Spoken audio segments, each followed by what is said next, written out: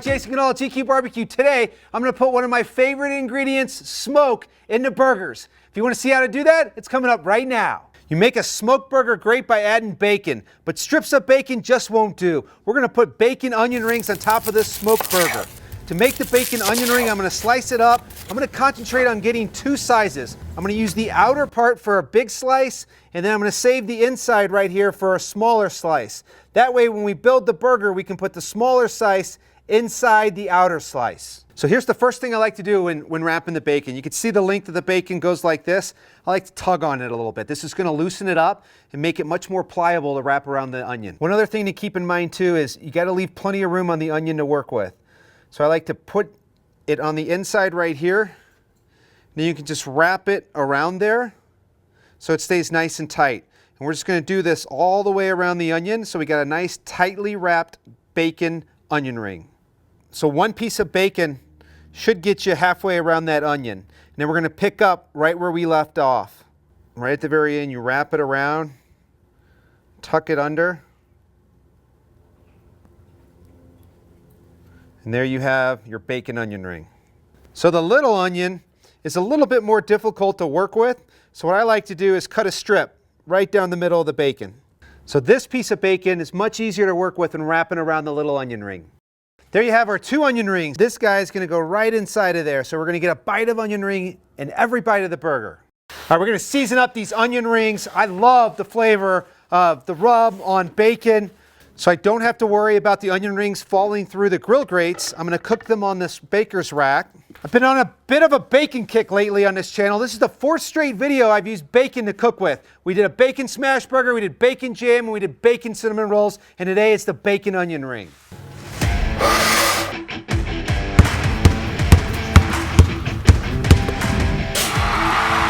That was way too easy. March Madness has got me inspired. Let me see if I can hit one from downtown.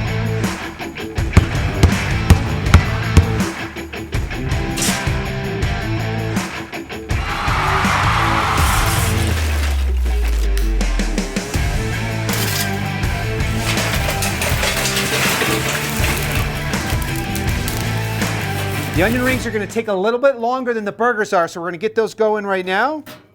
I'm not so much worried about temperature. This is a nice piping hot fire. It's going to cool off while it gets over here, but I'm going to watch to make sure they cook evenly. And once that bacon's about 90% done, then I'm going to add some glaze to it. All right, we're going to cook on the PK today, keeping this valve open, this valve closed, this valve open, and this valve closed. So the oxygen goes in, over, and out. And that's how we help ensure we get even cooking. Let's talk burgers. Today I'm using 80-20 ground beef. You can tell it's 80-20. You can see all this nice marbling in here. That white lets you know there's a lot of fat, and as you know, fat is where it's at. I'm going to season these up with GQue Barbecue the Rub to ensure we get that good barbecue flavor. So two schools of thought. One is you can put them together and make one giant patty like this and then season it up. The other is you can season and cook individually two patties. I'm going for this option because then what's going to happen is we're going to develop that flavorful bark on both sides. So we're going to get a much more flavorful burger cooking it this way, and it's also going to cook much faster than if we cooked a whole big burger. It's the exact same method I used in the brisket burnt end video. If you haven't seen that video yet, check it out. I cook burnt ends in half the time that are bursting with flavor. Let's take a look at the onion rings. Yes. So the bacon onion rings are looking good. They're about 65% of the way done. We're going to go ahead and add the burgers. They should finish cooking right around the same time. In order to get that good smoky flavor, I'm going to add some hickory wood. We can't have a smokehouse barbecue burger without some hickory smoke. We're going to target an internal temperature of about 130 degrees. Then I'm going to sear them off over here on the hot side. And then they're going to finish at right around 155, 160 degrees. I'm going to get some garlic butter going so that we can use that as a baste on these burgers. Smoke loves moisture. It'll stick to the moisture. So I want to baste these burgers with garlic butter so that that smoke can adhere to that moisture and give it that extra layer of flavor. When the bacon onion rings get about 90% done, I'm going to baste it with my favorite barbecue sauce, GQue Barbecue the Hottish. This is going to set up on there nicely and give it that outer layer of smokehouse flavor. We're going to get some garlic butter on these buns, toast them up. Getting that brown on there is going to add a lot of flavor. So will the garlic, so will the butter.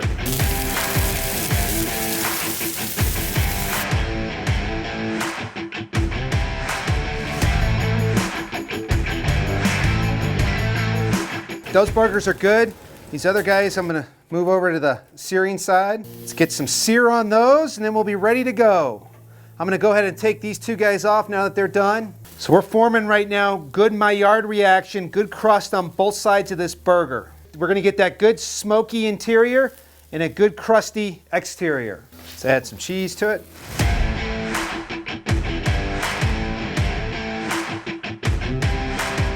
We got the patties and the onion rings off. Got my kids fed with that other burger, so let's go ahead and assemble the Barbecued Smokehouse Burger.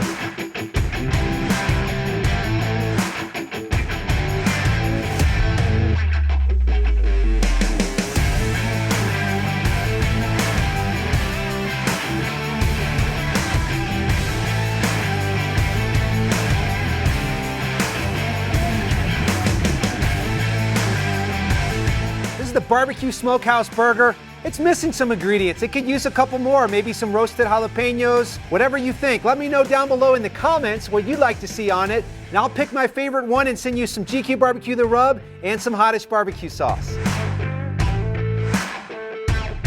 Now for my favorite part, the taste test.